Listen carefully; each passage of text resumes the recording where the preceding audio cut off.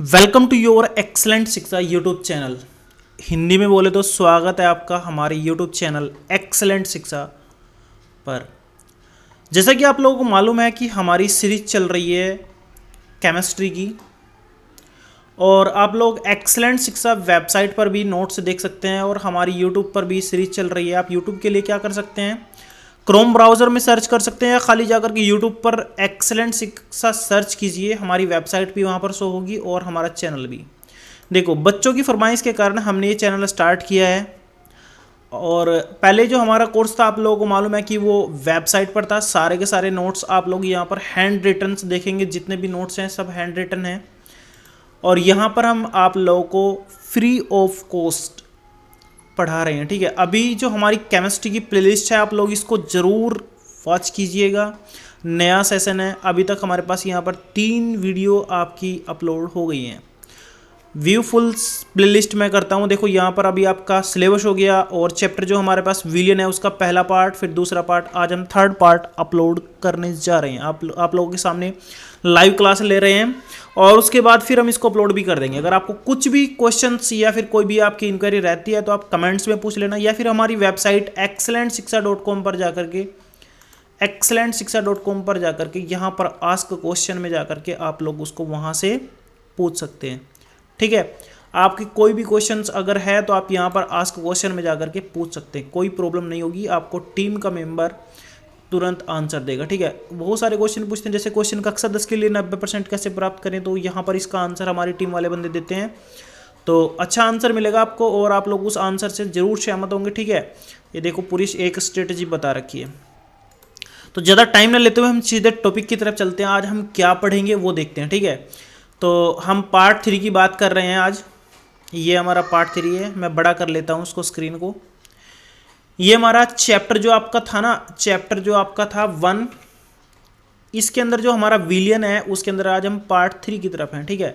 Part 3 में हम ये टॉपिक्स देखेंगे, एक एक चीज़ को अच्छे से कवर करेंगे। अगर आपका कोई भी क्वेश्चन रह जाता है तो आप बिना किसी टेंशन के कमेंट्स में पूछ सकते हैं। तो इस वीडियो में हम सीखेंगे भाई इस संतृप्त विलयन की परिभाषा क्या होती है, और इसका भी आपको क्वेश्चन जरूर देखने को पेपर में मिलता है। 1 नंबर का क्वेश्चन मिल जाता है, संतृप्त विलयन को परिभाषित कीजिए। और यहाँ पर इससे में से भी आपका बहुत अच्छा क्वेश्चन निकलेगा। क्वेश्चन कैसे निकलेगा कि कौन कौन से, जैसे तापमान से विलेयता कैसे प्रभावित होती है, दाब का क्या प्रभाव पड़ता है, ये भी हम यहाँ पर जानेंगे। उसके बाद हेनरी का नियम, ये वेरी वेरी इंपॉर्टेंट है। आप लोग ध्यान रखना कि हेनरी का नियम आपका वेरी इंपॉर्टेंट है और ये आप लोगों को याद करना जरूर पड़ेगा और याद करना चाहिए, ठीक है। हेनरी के नियम की सीमाएं, अनुप्रयोग, ये भी हम आप लोगों को बताएंगे। उसके बाद हमारे पास यहाँ पर है शुद्ध द्रवों का वाष्प दाब। शुद्ध द्रवों का वाष्प दाब, ये भी एक आपका बहुत अच्छा टॉपिक है और आप लोगों को वाष्प दाब के ऊपर जैसे राउल्ट का नियम, हेनरी का नियम भी वाष्प दाब से संबंधित है। ये सब चीज़ें यहाँ पर सीखने को मिलेंगी। वीडियो बहुत ज़्यादा इंपॉर्टेंट है। यहाँ से आप लोग, इस वीडियो से आप लोगों का कम से कम आपका 3 नंबर का क्वेश्चन उठ जाता है। आप लोगों को मालूम होना चाहिए कि विलियन जो आपका चैप्टर है वो टोटल 8 नंबर का है और मोस्टली इसमें से क्या आता है आप लोगों को पता होना चाहिए, वो आता है न्यूमेरिकल। तो जब आप लोगों को मालूम है कि न्यूमेरिकल आएगा तो न्यूमेरिकल कहाँ से बनते हैं, जहाँ पर फॉर्मूला होगा। तो फॉर्मूला एक तो हमारे पास हेनरी के नियम में बनता है, दूसरा अभी आप लोगों ने मोल प्रभास, नॉर्मलता, मोलरता, मोललता ये सब सीख लिए हैं।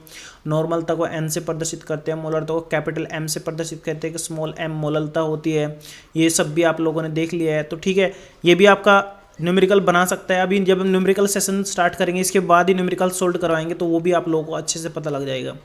उसके बाद चलते हैं ठोस द्रवों का द्रव में विलयन एवं विलयन का वाष्प दाब। यहाँ पर विलयन का वाष्प दाब छूट गया है, वाष्प दाब, ठीक है। तो ये सब चीज़ें हम यहाँ पर कवर करने वाले हैं और आप लोग एक एक टॉपिक को अच्छे से कवर करने की कोशिश कीजिएगा। और अगर आपको कोई भी प्रॉब्लम रहती है तो आप हमें कमेंट्स में पूछ लीजिए, ठीक है। अब हम चलते हैं भाई संतृप्त विलयन की तरफ। देखो, मैंने आप लोगों को बताया था कि अगर आपके पास कोई एक बीकर है, बर्तन है, ठीक है, और इस बर्तन में आप लोग क्या कर रहे हैं, किसी भी मतलब विलायक में, जैसे हमारे पास जल है और दूसरा पदार्थ हम इसमें क्या घोल रहे हैं, चीनी डाल रहे हैं। क्या डाल रहे हैं, चीनी। कॉन्सेप्ट को थोड़ा अच्छे से समझने की कोशिश कीजिए। तो ये आपका क्या है, ये आपका विलायक है। क्या है आपका विलायक, और ये आपका क्या है, विलय। क्लियर।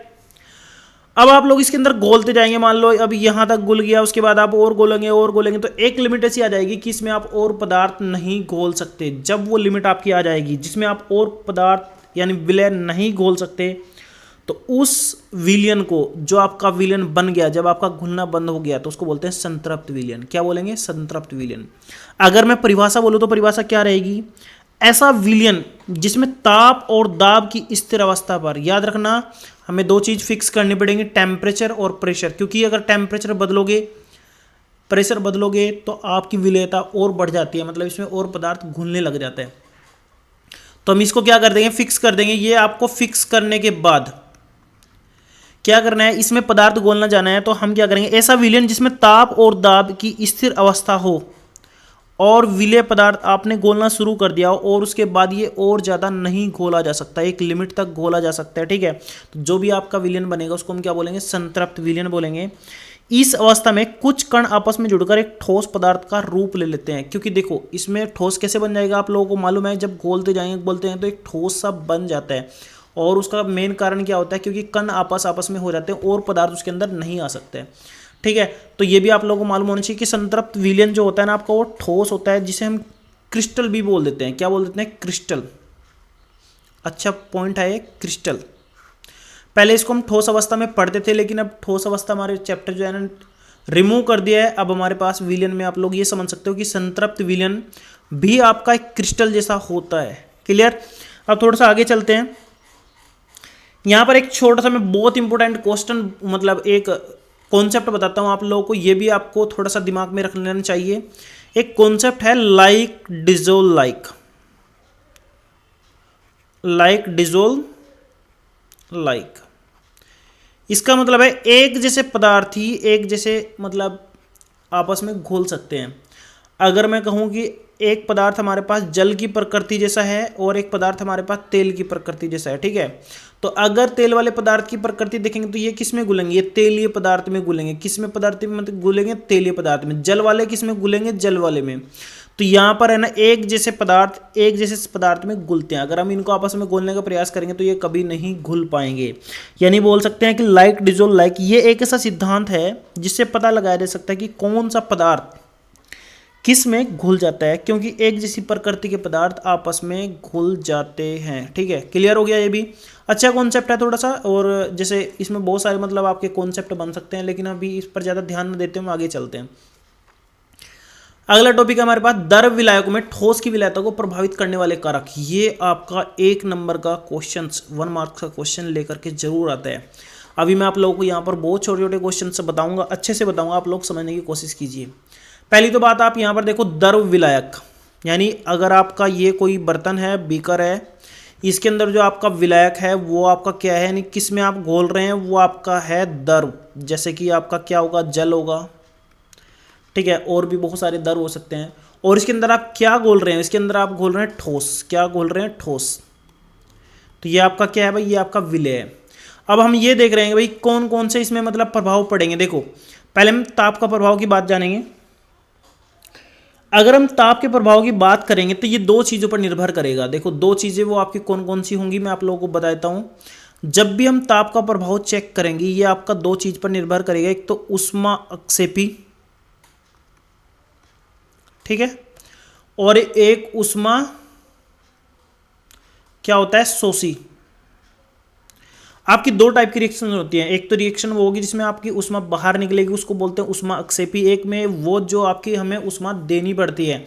अब मान लो आपका एक विलय पदार्थ है जिसको आप घोलना चाह रहे हैं, जैसे चीनी, और एक आपका क्या होगा, जल, जिसको हम क्या बोलते हैं, विलायक। और फिर आप इसको क्या कर रहे हैं, थोड़ा सा हीट दे रहे हैं, जैसे आप चाय बनाने के लिए करते हैं, तो आपका क्या बनता है, एक विलयन बन गया किसका, चाय का। सॉरी, ये हमारे पास विलयन बनेगा, ये थोड़ा गलती लिख दिया मैंने इसको रिमूव कर देना है। ठीक है, मैं यहाँ पर क्या कर देता हूँ, विलायक लिखता हूँ, विलयन। तो इसमें आप लोगों ने क्या किया, ऊष्मा इसको बाहर से दी। ये कौन सी अभिक्रिया होगी आपकी, ऊष्मा शोषी। ठीक है, जब भी आपकी अभिक्रिया ऊष्मा शोषी होगी तो आपकी हमेशा ताप बढ़ाने पर विलेयता क्या बढ़ेगी, हमेशा क्या होगा, बढ़ेगी।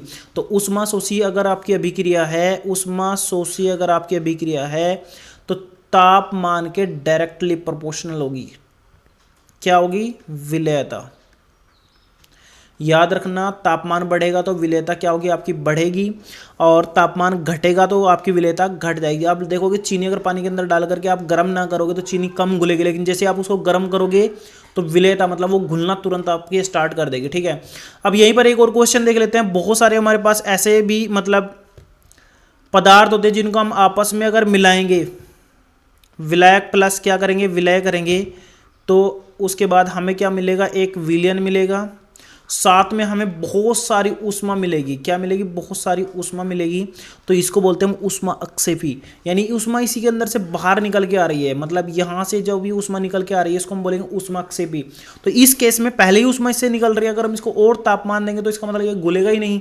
तो इसका मतलब इसमें क्या होगा, इनवर्स प्रोपोर्शनल होगा, टेम्परेचर के क्या होगा, इनवर्स प्रोपोर्शनल होगा, क्या होगा, विलेयता। तो इसका मतलब हम बोल सकते हैं कि अगर तापमान बढ़ाएंगे तो विलेयता क्या हो जाएगी, आपकी कम हो जाएगी। उसके बाद चलते हैं, अगला टॉपिक है हमारे पास यहाँ दाब का प्रभाव। देखो दाब का भी एक अच्छा कॉन्सेप्ट है। टेम्परेचर आप लोगों ने जान लिया है, अब हम बात कर रहे हैं किसकी, प्रेशर की। प्रेशर का मतलब आप लोग है ना किसी चीज़ को दबाने का प्रयास कर रहे हो। आप लोगों को मालूम है कि आप लोग द्रव के अंदर ज़्यादा प्रेशर नहीं डाल सकते, क्योंकि द्रव अनकम्प्रेसिबल होते हैं, असंपिंडीय होते हैं। असंपिंडीय का मतलब आप इनको प्रेस नहीं कर सकते। द्रव भी ठोस भी दोनों अनकम्प्रेसिबल होते हैं, मतलब इनको असंपिंडीय बोल सकते हैं। तो इसका मतलब इसका प्रेशर का कोई भी विलेयता पर प्रभाव नहीं पड़ेगा, विलेयता पर ये इसका कोई प्रभाव नहीं पड़ेगा। अब थोड़ा आगे चलते हैं। मैं क्या कर लेता हूँ, थोड़ा सा स्पेस बना लेता हूँ। स्पेस बनाने के लिए मैं क्या कर लेता हूँ, इसको इरेज क्या करते हैं, थोड़ा सा क्या कर लेते हैं, हाँ इरेज ही कर लेते हैं। अब हमारे पास आएगा भाई अगला कॉन्सेप्ट, दाब के बाद गैसों की विलेयता। गैसों की विलेयता भी आपको पता होना चाहिए, मैं आप लोगों को ये भी बता देता हूँ। एक क्वेश्चन आपका पूछा गया था, बहुत शॉर्ट क्वेश्चन है, कि द्रव विलायकों पर ठोस की विलेयता का प्रभाव में से आपका एक क्वेश्चन पूछा गया था कि दाब बढ़ाने पर विलेयता बढ़ती है या घटती है। तो आपका 4 ऑप्शन आएगा, आपके सामने 4 ऑप्शन आएगा। कौन कौन से ऑप्शन आएगा मैं यहां पर बताता हूं। पहला ऑप्शन जो आपका रहेगा, यहां पर पहला ऑप्शन जो रहेगा वो आपका रहेगा भाई बढ़ेगी। दूसरा ऑप्शन रहेगा नहीं बढ़ेगी। तीसरा ऑप्शन कोई प्रभाव नहीं पड़ेगा। क्या आएगा, कोई प्रभाव नहीं पड़ेगा, और इनमें से कोई नहीं। तो देखो आप लोग देखो, प्रेशर मैंने आप लोगों को भी बताया कि प्रेशर का कोई प्रभाव नहीं पड़ता है। तो आप लोग यहाँ पर थर्ड वाले को इसको टिक कर देंगे और आपका 1 नंबर हो जाएगा, 1 बढ़ जाएगा, ठीक है। अब आगे चलते हैं द्रव की विलेयता पर। यह भी आपका बहुत अच्छा है, द्रव की विलेयता पर। देखो अभी हमने यहाँ पर देखा द्रव विलायकों में ठोस की, अब बात करते हैं गैसों की विलेयता पर। गैस, इसमें थोड़ा सा अच्छा कॉन्सेप्ट देखो, इसमें भी हम 2 चीज़ देखेंगे। नंबर 1 तो तापमान, नंबर 2 प्रेशर, नंबर 3 प्रकृति। और यहाँ पर देखो अगर आप तापमान बढ़ाओगे तो कोई भी गैस आपस में मिक्स नहीं हो सकती, वो घुलेगी नहीं। मतलब जब आप तापमान बढ़ाओगे तो उसके कंदू वैसे दूर दूर जाएंगे। तो टेम्परेचर तो इसका क्या होता है भाई साहब जी, इन्वर्सली प्रोपोर्शनल होता है विलायकता। आप तापमान अगर बढ़ाओगे गैस में तो ये घुलेगी ही नहीं, मतलब हमेशा क्या करेगी, घटेगी, ठीक है। तो अगर आप तापमान बढ़ाओगे तो विलेयता क्या होगी, कम होगी। ये भी क्वेश्चन बनता है कि गैसों में विलेयता का कारण अगर आप तापमान बढ़ाते हो तो क्या प्रभाव पड़ेगा, तो हम क्या बोलेंगे भाई घटेगी, घटती है। दूसरा आया प्रेशर, प्रेशर में मिक्स होगी, क्योंकि देखो आप लोग गैस दबने लायक होती है, प्रेस कर सकते हैं। तो जो हम गैस पर प्रेशर डालेंगे तो प्रेशर से क्या होगा, जो कण होंगे वो आपस में मिल जाएंगे। इसका एक अच्छा एग्जांपल आपको मिल जाएगा सिलेंडर, जो घरों में सिलेंडर होते हैं ना, एलपीजी सिलेंडर, उसमें बहुत ज़्यादा प्रेशर के साथ लगा करके उसको आपस में मिक्स कर दिया जाता है। तो क्लियर हो गया, यानी आप ये समझ गए कि हम इसको प्रेस करके आपस में क्या कर सकते हैं, घुला सकते हैं, मिला सकते हैं, ठीक है। तो प्रेशर बढ़ाएंगे तो आपकी जो है ना विलेयता क्या हो जाएगी, बढ़ जाएगी। क्या होगा भाई, बढ़ जाएगी। प्रेशर से क्या होगी, बढ़ती है, ठीक है। अब थोड़ा आगे चलते हैं। अब जो हमारे पास आगे जो अच्छा कॉन्सेप्ट है प्रकृति, आप लोग यहाँ पर ये भी याद रखना कि हमारे पास प्रकृति बहुत ज़्यादा डिपेंड करती है। मैंने ये बताया था अभी, प्रकृति क्यों डिपेंड करती है। देखो कुछ गैसें ऐसी होती हैं जो आपस में घुल जाती हैं, जैसे अगर मैं बोलूँ ऑक्सीजन, नाइट्रोजन, ये आपकी जल में घुल जाएंगी। अब यहीं पर कुछ गैसें ऐसी होती हैं जो बिल्कुल भी नहीं घुलेंगी। तो इसका मतलब है अगर प्रकृति आपकी ऐसी मिल रही है कि जो आपस में घुल सकती हैं, तो हम उनको क्या बोलेंगे, उनकी विलेयता क्या होगी, बढ़ जाएगी। लेकिन अगर कुछ हमारी ऐसी मिल जाएंगी जो बहुत कम घुलती हैं, तो उसमें हमारे पास क्या होगी, विलेयता घटती है। तो ये प्रकृति भी आपका बहुत अच्छा पॉइंट है, ये भी आपको समझना चाहिए। क्लियर। तो इसमें मैंने सारी चीज़ें आपको क्लियर कर दी। एक बार फिर से बताता हूँ कि ताप का प्रभाव, यहाँ पे टेम्परेचर क्या होता है। अगर आप विलय में लेकर के चलोगे तो इसमें क्या होगा, ऊष्माक्षेपी और ऊष्माक्षेपी अभिक्रिया देखनी पड़ेगी। अगर शोषी होगी तो बढ़ेगी, अगर अक्षेपी होगी तो घटेगी। दाब का कोई प्रभाव नहीं पड़ेगा। गैसों में हम क्या करेंगे, गैस की प्रकृति डिपेंड करेगी, भाई वो घुल रही है या नहीं। अगर घुलेगी तो प्रकृति बढ़ेगी, अगर नहीं तो नहीं। ताप हमेशा इसमें क्या करेगी, बढ़ेगी, मतलब घटेगी, सॉरी। ताप अगर हम गैसों में देख रहे हैं तो हमेशा घटेगी। प्रकृति आप लोगों को मैंने बता दिया है, ये आपका बहुत अच्छा इम्पैक्ट है। और प्रेशर से ये हमेशा बढ़ेगी। क्लियर। अब आगे चलते हैं, बहुत अच्छा टॉपिक है, वो है आपका हेनरी का नियम। हेनरी का नियम, ये आपका क्वेश्चन जरूर पूछा जाता है और ये 3 नंबर में आता रहता है। बहुत ही इंपॉर्टेंट क्वेश्चन है और इसको आप लोगों को समझना भी बहुत अच्छे से चाहिए। मैं इसको समझाने का पूरा अच्छा प्रयास करूंगा। देखो अगर मेरे पास कोई एक बीकर है, ठीक है, मैंने क्या किया, इसके अंदर कोई विलियन ले लिया, ठीक है, और इस विलियन के अंदर इसका कुछ ना कुछ क्या है, मोल प्रभास होगा। किसका मोल प्रभास होगा, किसी एक पदार्थ का, क्योंकि मैंने आप लोगों को बताया था कि मोल प्रभास किसी एक पदार्थ का ही होता है। जैसे XA हो गया या फिर आपका XB हो गया। मैंने बताया था कि ये A का मोल प्रभास होगा, ये B का मोल प्रभास होगा। कैसे निकालते हैं मोल प्रभास को, थोड़ा सा याद कर लेते हैं। ऊपर नंबर ऑफ A मतलब A के मोल से, नीचे number of A number of B, इसका मतलब सभी के मोल प्रभास, ठीक है। कुल मोल प्रभास ये आपका क्या होगा, उसका मोल प्रभास किसी एक पदार्थ का निकल जाएगा, ठीक है। ऊपर तो उसके मोल रखने होते हैं, नीचे सभी मोल रखने होते हैं। थोड़ा सा दिमाग में लाने के लिए मैं इसको बता रहा हूँ। आगे चलते हैं। तो हेनरी ने क्या बताया, इसने एक एक्सपेरिमेंट किया। हेनरी ने एक्सपेरिमेंट किया कि अगर हम टेम्परेचर फिक्स कर दें, क्योंकि टेम्परेचर अगर आप बदलेंगे तो प्रेशर बदल जाएगा। अगर हम टेम्परेचर फिक्स कर दें तो उसका जो प्रेशर होगा ना, किसी भी विलयन का जो प्रेशर होगा, यानी इसका जो प्रेशर होगा वो हमेशा उसके मोल प्रभास के अनुक्रमानुपाती होता है। तो इसका मतलब अगर परिभाषा बनाओगे तो क्या बोलेंगे, इस नियम के अनुसार नियत तापमान पर, किस पर, नियत तापमान पर विलयन के ऊपर किसी गैस का, किसका प्रेशर चेक करेंगे, गैस का। गैस मतलब जो इसके ऊपर पड़ रही है, हमेशा दाब हमेशा ऊपर गैस से ही मानते हैं। किसी गैस का जो आंशिक दाब यानी जो हमारे पास प्रेशर होगा वो हमेशा उसके मोल प्रभास के अनुक्रमानुपाती होता है। तो यहां से एक कॉन्सेप्ट निकल कर आया गया कि P अनुक्रमानुपाती किसके होगा, X के।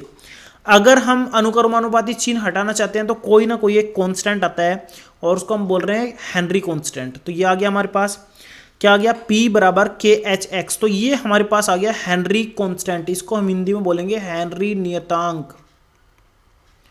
ये भी आपका क्वेश्चंस में आता रहता है, हेनरी नियतांक। तो ये भी समझ में आ गया आपकी। और इसका जो मात्रक होगा वो दाब के समान होगा। क्या होगा इसका मात्रक, हमेशा दाब के समान होगा। मात्रक भी इसका पूछ लेंगे तो दाब के समान होगा। जो मात्रक का पास्कल होगा तो इसका भी पास्कल होगा, ठीक है। क्लियर। एक बार फिर से बता देता हूं, अगर किसी भी विलयन में हम किसी भी गैस का आंशिक दाब P मान रहे हैं तो ये आंशिक दाब जो है ना हमेशा उसके मोल प्रभास के क्या होगा, अनुक्रमानुपाती होगा। और चूंकि P अनुक्रमानुपाती X है तो P बराबर यहां पर कोई ना कोई एक कांस्टेंट लेना पड़ेगा, नियतांक लेना पड़ेगा। P बराबर KHX आ जाएगा, यानी KH यानी हेनरी नियतांक। और इसकी मान बहुत ज़्यादा फिक्स भी किए गए हैं। जब न्यूमेरिकल निकालेंगे तो ये आपको न्यूमेरिकल में बताएगा। और यहाँ पर आप लोगों का एक चीज़ यहाँ पर क्लियर बन जाएगा। देखो P बराबर यहाँ पर आपका बन रहा है KHX। यहाँ पे X की जगह हम ये भी यूज़ कर सकते हैं। देखो ये किसके लिए, A के लिए। अगर इसी तरह B का करना पड़े तो हम नंबर ऑफ मोल्स B के, और यहाँ पर कुल मोल, ठीक है, तो ये भी हम यूज़ कर सकते हैं। ये किसके लिए यूज़ करेंगे, बी के लिए। ये किसके लिए यूज़ करेंगे, ए के लिए। ये न्यूमेरिकल में आपको मैं समझाऊंगा और अच्छे से कवर भी करवाऊंगा। अभी तो हेनरी के लिए बस तुम इतना याद रखो कि जो गैस का आंशिक दाब होगा वो उसके मोल प्रभास के क्या होगा, अनुक्रमानुपाती होगा। आगे चलते हैं थोड़ा सा। हेनरी के नियम की सीमाएं और अनुप्रयोग। देखो अच्छा क्वेश्चन है। इसके अनुप्रयोग से एक क्वेश्चन निकल करके आता है, अभी बताऊंगा आप लोगों को। देखो शीतल पेय पदार्थों में, जिसको हम क्या बोलते हैं, कोल्ड ड्रिंक्स, क्या बोलते हैं, कोल्ड ड्रिंक्स, उसमें हमेशा CO2 भरी जाती है, और वो भी किसके कारण, हाई प्रेशर के कारण। किसके कारण निकाली जाती है, हाई प्रेशर। उसमें बहुत ज़्यादा हाई प्रेशर डाल के CO2 डाली जाती है। कभी कभी आपने सुना होगा कि, सुना क्या आपने देखा होगा कि आप जब ड्रिंक करते हैं कोल्ड ड्रिंक, तो आपको डकारें आती हैं, तो वो जो डकारें होती है वो कार्बन डाइऑक्साइड आपकी तुरंत बाहर निकल जाती है। तो ये जो कार्बन डाइऑक्साइड है, इसको हाई प्रेशर पे कोल्ड ड्रिंक्स के अंदर मिक्स किया जाता है। तो ये आपका इसका पहला अनुप्रयोग मिल गया आपको। दूसरा अनुप्रयोग आपका इसका क्या मिल जाएगा, ऊंचे स्थानों पर रहने वाले लोगों को सांस लेने में थोड़ी सी क्या होती है, परेशानी होती है। क्यों होती है, देखो मेरी बात सुनो। अगर ये आपका ऊंचा एरिया है तो यहाँ पर ऑक्सीजन का लेवल ज़्यादा होगा, यहाँ कम, यहाँ कम, यहाँ कम, यहाँ कम, यहाँ सबसे कम होगा, ठीक है। यहाँ O2 का जो लेवल होगा वो क्या होगा भाई, कम होगा, ठीक है। तो जब ऑक्सीजन का लेवल कम होगा तो इसका मतलब सिंपल है कि उसको सांस लेने में प्रॉब्लम तो होगी ही होगी। तो इसमें हमारे पास क्यों आ रहा है, देखो इसमें हमारे पास यहीं से पता लग जाएगा कि हेनरी का नियम अगर हम लगाएंगे तो ऊपर जाने पर प्रेशर जो होता है वो कम हो रहा है, तो इसका मतलब आपका O2 का लेवल भी कम हो जाएगा। तो यहाँ पर क्या होगा, यहाँ पर उन व्यक्तियों को सांस लेने में प्रॉब्लम होगी, कमजोरी एहसास होगा। कमजोरी का एहसास कब होता है, देखो अगर हमको ताकत चाहिए, एनर्जी चाहिए, तो एनर्जी के लिए हमें O2 चाहिए। O2 क्योंकि हमारे पास जो भी भोजन होता है उसको तोड़ करके हमें ग्लूकोज देती है। इस चीज़ को हम सेकंड में पढ़ेंगे, ऑर्गेनिक केमिस्ट्री में पढ़ेंगे। एनर्जी अगर हमें चाहिए तो ऑक्सीजन चाहिए। ऑक्सीजन से हमें क्या पड़ेगा, जो भोजन है हमारे पास टूट करके वो ग्लूकोज में बदलता है। जब ऑक्सीजन ही हमें कम मिलेगी तो उसका मतलब हमें कमजोरी का एहसास होगा, और इस बीमारी को एनोक्सिया कहते हैं। क्या बोलते हैं इसको, एनोक्सिया। और याद रखना आपका क्वेश्चन ये ऐसे करके आता है, एनोक्सिया को परिभाषित कीजिए। एनोक्सिया से आप क्या समझते हैं, एनोक्सिया किसके कारण होता है, एनोक्सिया हेनरी के नियम के कारण होता है, और इसमें आदमी को ऊंचाई वाले स्थानों पे कमजोरी महसूस होती है, क्योंकि वहां पर ऑक्सीजन का जो है ना सांद्रता कम होती है, ठीक है। ये चीज़ क्लियर हो गई। दूसरा पॉइंट आपका क्लियर होगा, दूसरा आपको क्लियर हो गया है, ठीक है। अब तीसरे की तरफ चलते हैं। तीसरा आपका सेम कॉन्सेप्ट है। अब अगर आप समुद्र के अंदर जाओगे, देखो ये हमारा ग्राउंड लेवल है, हम इसमें क्या करें, नीचे जा रहे हैं पानी के अंदर। तो जब पानी के नीचे जाएंगे तो ऊपर पानी का क्या आ जाएगा, प्रेशर आ जाएगा, हाई प्रेशर हो गया। प्रेशर ज़्यादा होगा तो मोल प्रभास भी आप लोगों का, क्योंकि अनुक्रमानुपाती है तो मोल प्रभास भी आपका क्या होगा, ज़्यादा होगा। तो समुद्र में नीचे गहराई में जाने पर दाब क्या होगा, आपका बढ़ जाएगा, जिसके कारण N2 जैसी गैसें, नाइट्रोजन जैसी गैसें, वो क्या होगी, आपके रक्त में घुलने लगेंगी, क्योंकि प्रेशर बढ़ गया। प्रेशर बढ़ने पर जो द्रव होते हैं वो आपस में घुलेंगे। अभी ऊपर गैस भी बताया था, गैसें भी घुलने लग जाती हैं। तो ये क्या होगा, ये आपके रक्त में घुलने लग जाएंगी, जिसके कारण आपकी तंत्रिका संवेदना जो है ना, वो जो भी आपकी तंत्रिका संवेदना होती है वो काम करना बंद कर देती है, संवेदना आपकी खत्म हो जाती है, सुन्न सी होने लगती हैं। तो इस बीमारी को बोलते हैं बैंड्स। क्या बोलते हैं इसको, बैंड्स। ये भी आपका अच्छा कॉन्सेप्ट है और आप अच्छा क्वेश्चन है। ये क्वेश्चन कैसे, ये बैंड से आप क्या समझते हैं, बैंड्स को परिभाषित कीजिए, हेनरी के अनुप्रयोग लिखिए। तो आप लोग यहाँ पर 3 अनुप्रयोग लिख सकते हैं। कौन कौन से अनुप्रयोग लिख सकते हैं, एक तो आपका यहाँ पर बन गया भाई कोल्ड ड्रिंक्स का, कि हाई प्रेशर पर आप कोल्ड ड्रिंक में CO2 ऐड कर सकते हैं। दूसरा, जब भी आप ऊपर वाले लेवल में जाएंगे वहाँ पर भी आपका प्रेशर लो हो जाएगा। यहाँ पर प्रेशर लो हो जाएगा तो ऑक्सीजन का सांद्रता आपकी कम होगी, तो कम होने की वजह से आपको कमजोरी महसूस होगी। इस बीमारी को हम क्या बोलते हैं, एनोक्सिया बोलते हैं। उसके बाद हम तीसरा क्या देख रहे हैं यहाँ पर, जब आप समुद्र के अंदर जाएंगे तो प्रेशर आपका बहुत ज़्यादा बढ़ जाएगा। प्रेशर बढ़ेगा तो आपकी क्या बढ़ेगी, मोल प्रभास भी बढ़ेगा। तो मोल प्रभास के कारण जो नाइट्रोजन जैसी गैसें होती हैं वो रक्त के अंदर घुलने लगेगी, जिसके कारण आपकी संवेदनाएं काम करना बंद कर देंगे, और संवेदना के कारण आपको एक बीमारी होती है जिसको बोलते हैं बैंड्स। ये भी आपका क्लियर हो गया, ठीक है। अब थोड़ा सा आगे चलते हैं, सीमाएं। यहाँ पर एक क्वेश्चन है, सीमाएं, हेनरी के नियम की सीमाएं। मैं क्या कर देता हूँ, थोड़ा सा इसको हटा देता हूँ, सीमाएं देख लेते हैं। सीमाएं भी आपका अच्छा क्वेश्चन है, कभी कभी आता रहता है, और ये न्यूमेरिकल में तो आपको देखने को मिल ही जाएगा। हेनरी के नियम की सीमाएं, देखो इसकी सीमाएं क्या क्या हो सकती हैं। जब भी आप इस फॉर्मूले को लगाएंगे तो आपका प्रेशर आपका क्या ना होना चाहिए, अधिक नहीं होना चाहिए। अगर आपका अधिक प्रेशर होगा तो ये काम नहीं करेगा। दूसरी बात, टेम्परेचर आपका बहुत कम नहीं होना चाहिए। अगर आपका बहुत कम है तो ये भी आपका काम नहीं करेगा, फॉर्मूला ये आपका काम करना बंद कर देगा। गैस बहुत अधिक घुलनशील नहीं होनी चाहिए। अगर आपकी गैसें हैं वो आपस में बहुत ज़्यादा घुल रही हैं तो फिर ये विलेन बन जाएगा, और ये मतलब आपस में कोई मतलब हम प्रेशर कैलकुलेट ही नहीं कर सकते। प्रेशर तब कैलकुलेट करेंगे जब वो कम घुलें, ठीक है। तो गैसें आपस में ज़्यादा घुलनशील नहीं होनी चाहिए। तीनों चीज़ याद रखनी चाहिए, प्रेशर अधिक ना हो, टेम्परेचर बहुत कम ना हो, गैसें आपस में घुलने वाली नहीं होनी चाहिए, ठीक है। क्लियर हो गया। ये तीन इसकी क्या है, कमियां हैं। बाकी मैंने तीन इसके आपको उपयोग बता दिए। कोल्ड ड्रिंक्स में CO2 ऐड करने के लिए, जब भी आप हाई एल्टीट्यूड पे जाएंगे तो आपकी O2 यानी ऑक्सीजन कम हो जाएगी, इसको क्या बोलते हैं, एनोक्सिया बीमारी बोलते हैं। तीसरा, मैंने जब भी समुद्र के लिए नीचे जाएंगे, बहुत ज़्यादा नीचे जाएंगे, प्रेशर आपका क्या हो जाएगा, हाई हो जाएगा। और जब प्रेशर हाई हो जाएगा तो नाइट्रोजन जैसी गैसें रक्त में क्या हो जाएंगी, घुलने लग जाएंगी, जिसके कारण आपकी संवेदनाएं काम करना बंद कर देंगी। उसको बीमारी को क्या बोलते हैं, बैंड्स बोलते हैं। क्लियर। अब थोड़ा सा आगे चलते हैं। अब है हमारे पास शुद्ध द्रवों का वाष्प दाब। यहाँ पर का लिखना भूल गए हैं तो यहाँ पर मैं ऐसे करके लिख देता हूँ, ठीक है। शुद्ध द्रवों का वाष्प दाब, ठीक है। देखो, शुद्ध द्रवों का वाष्प दाब आप कैसे निकालोगे, मैं तो आप लोगों को एक सिंपल सा कॉन्सेप्ट बताता हूं। मान लो हमारे पास ये एक बीकर है, इसके अंदर कोई एक द्रव है, ठीक है। तो वाष्प तथा द्रव की साम्यावस्था है, वाष्प इसके ऊपर होती है ना, ठीक है। साम्यावस्था है, देखो मेरी बात सुनो, यहां पर मैं वाष्प लिख दिया हूं, साम्यावस्था। एक चीज आई हमारे पास, साम्यावस्था। देखो, इसको समझने के लिए मैं क्या बोलता हूँ, एक आप लोग ऐसे समझिए, मेरे पास दो कमरे हैं, ठीक है। इस कमरे का टेम्परेचर मैंने T कर दिया और इस कमरे का टेम्परेचर भी T कर दिया। अगर इन दोनों का कमरों का टेम्परेचर समान है तो हम इनको बोलेंगे साम्य अवस्था में। इसका मतलब हम क्या बोलेंगे इसको, साम्य अवस्था में, मतलब टेम्परेचर के कारण ये दोनों समान अवस्था में है, ठीक है। तो यहां पर भी सेम कॉन्सेप्ट लग रहा है। इसने क्या बोला कि वाष्प तथा द्रव की साम्य अवस्था में स्थिर ताप पर, आ गया ना, यानी इसका भी टेम्परेचर फिक्स है और ऊपर वाले का भी टेम्परेचर आपका फिक्स है। तो जो दाब किसके द्वारा, इस वाष्प के द्वारा इस द्रव पर लगाया जाता है, उस द्रव को वाष्प दाब कहते हैं।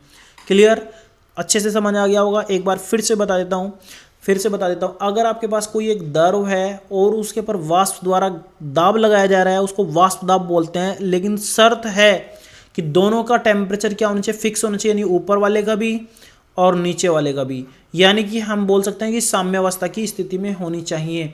जब भी साम्यावस्था की स्थिति में होंगी तो जो वाष्प के द्वारा द्रव पर दाब लगाया जाएगा उसको क्या बोलेंगे, हम वाष्प दाब बोलेंगे। क्या बोलेंगे उसको, वाष्प दाब। और देखो यहाँ पर एक छोटा सा कॉन्सेप्ट बनेगा कि ये किस किस चीज़ पर डिपेंड करेगा। देखो ये किस किस चीज़ पर डिपेंड करेगा, एक तो ये चीज़ डिपेंड करेगी टेम्परेचर पर। अगर आपका टेम्परेचर बढ़ेगा, आप इसका तापमान बढ़ाओगे तो बढ़ाने पर क्या होगा, इसके कण दूर दूर भागेंगे, इधर भागेंगे। आप लोगों ने देखा होगा जब पानी को गर्म करते हैं तो पानी वाष्पित होकर ऊपर की ओर भागने लगता है, ऊपर की तरफ भागेगा तो इसका मतलब ऊपर से प्रेशर पड़ रहा है, तो प्रेशर ऑटोमेटिक क्या हो जाएगा, बढ़ जाएगा। तो यहाँ पर आपका क्लियर हो गया कि अगर आप टेम्परेचर बढ़ाओगे तो ये डायरेक्टली प्रोपोर्शनल होगा किसके, प्रेशर के, यानी आपका टेम्परेचर बढ़ाने पर प्रेशर बढ़ जाएगा। दूसरी चीज, अगर आप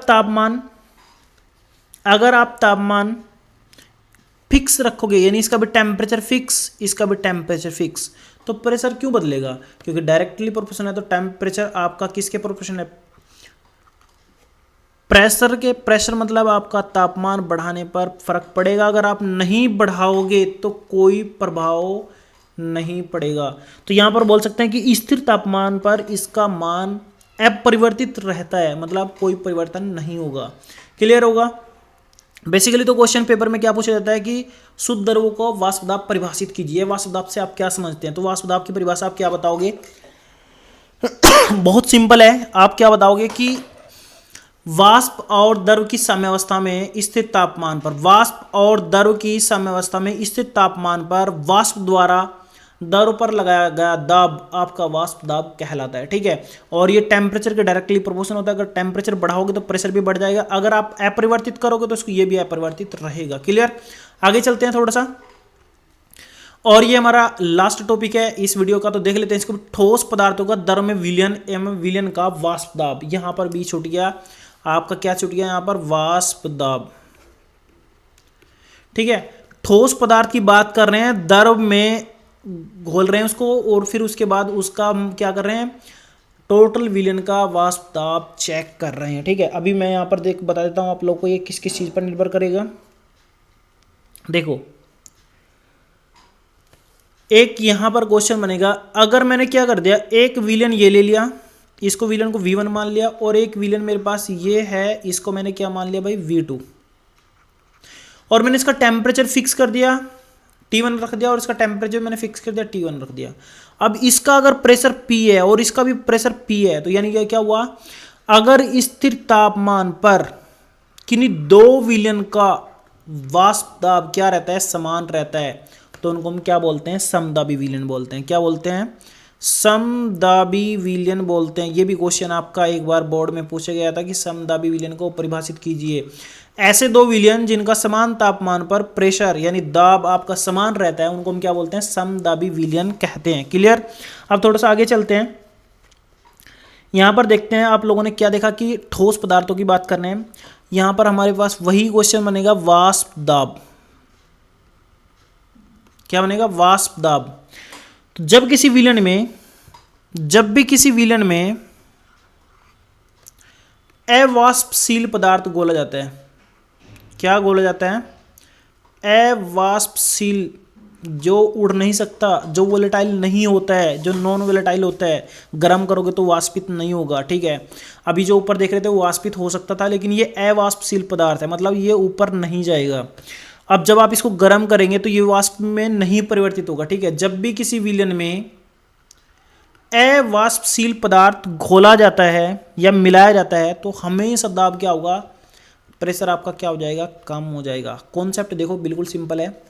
कैसे सिंपल है, सोचो अभी मैंने इसके ऊपर कुछ नहीं मिलाया, तो क्या कर रहे हैं, जब हम इसको गर्म करेंगे इसके अंदर से थोड़े थोड़े पार्टिकल ऊपर की ओर जाने लगेंगे, जिसके कारण आपका प्रेशर तो लगेगा। क्यों लग रहा है प्रेशर, क्योंकि ये जो है ना आपका विलयन, ये वाष्पित होकर ऊपर जा रहा है। अब आपने इसके ऊपर क्या मिला लिया, अवाष्पशील पदार्थ मिला लिया। अवाष्पशील मतलब जो वाष्प में परिवर्तित नहीं होगा।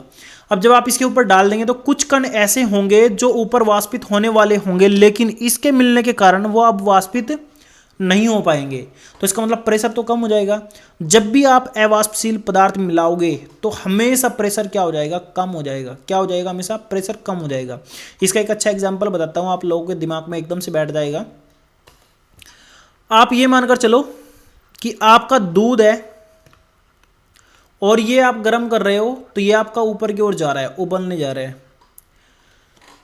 अब दूध का जो वाष्प बनने का प्रोसेस है वो बहुत ज़्यादा जल्दी है, मतलब आप एकदम से प्रेस करोगे वो ऊपर निकल जाएगा। आप लोगों ने देखा कि दूध उबलने लगता है, जबकि पानी नहीं उबलता, क्योंकि पानी का वाष्प दाब जो है ना बहुत कम है, लेकिन इसका बहुत ज़्यादा है।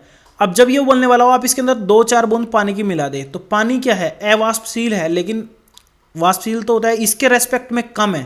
तो जब आप इसके अंदर पानी मिलाओगे तो ये फिर कॉन्स्टेंट उबलने लगेगा। फिर उसके बाद कुछ टाइम बाद जाएगा, तो ये प्रक्रिया आपकी चलती रहेगी। तो जब भी आप इसके अंदर चीनी मिलाओ या कोई पदार्थ मिलाओ जो अवाष्पशील हो, तो ये इसका प्रेशर कम कर देगा, उबलना बंद कर देगा। ठीक है, तो याद रखना, अवाष्पशील पदार्थ हमेशा प्रेशर को क्या कर देता है, कम कर देता है। क्लियर। आज के लिए सिर्फ इतना ही। कल हम एक बहुत इंपॉर्टेंट टॉपिक के लिए लेकर के आएंगे आपके सामने, राउल्ट का नियम। कल तो शायद छुट्टी रहेगी और परसों करेंगे काम, क्योंकि कल ईद है। और मैं आप लोगों को पहले ही बोल देता हूँ एडवांस में, happy Eid to all my friends. ठीक है, जो भी आप लोग हैं, तो आप लोगों के लिए ईद की मुबारक हैं। और मैं चाहता हूँ कि इस बार अल्लाह ताला आप लोगों को बहुत खुशियाँ दे। ठीक है, और खुशी के साथ आपका ये साल बीते। तो आज के लिए सिर्फ इतना ही। फिर भी मैं आप लोगों को एक चीज़ बता देता हूँ, अगर आपको कोई भी क्वेश्चन पूछना है, आपका क्वेश्चन समझ में नहीं आया है, तो आप क्वेश्चन कमेंट्स में भी पूछ सकते हैं, नहीं तो आप हमारी वेबसाइट में जाकर के यहाँ पर आस्क वाले सेक्शन में भी जाकर के पूछ सकते हैं। और एक एक वीडियो को अच्छे से देखें आप लोग हमारे चैनल में जाकर के, यहाँ पर आपको पूरी की पूरी प्लेलिस्ट मिल जाएगी 2024 और 25 की, आप इसमें जाकर के आराम से देख सकते हैं। ठीक है, ये आप लोगों के लिए बहुत ज़्यादा हेल्पफुल रहेगा। और एक एक चीज़ आप लोगों के लिए मैं डिज़ाइन कर रहा हूँ, कोई भी अगर प्रॉब्लम रहेगी आप लोग पूछ सकते हैं। जल्द ही हमारी फिजिक्स की क्लास भी स्टार्ट होने वाली है, क्योंकि फिजिक्स के टीचर आप लोगों के लिए रेडी हैं।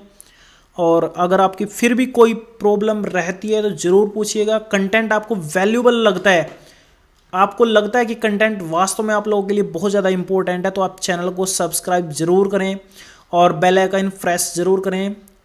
ओके, मिलते हैं ईद के बाद। आज के लिए इतना ही। Thank you.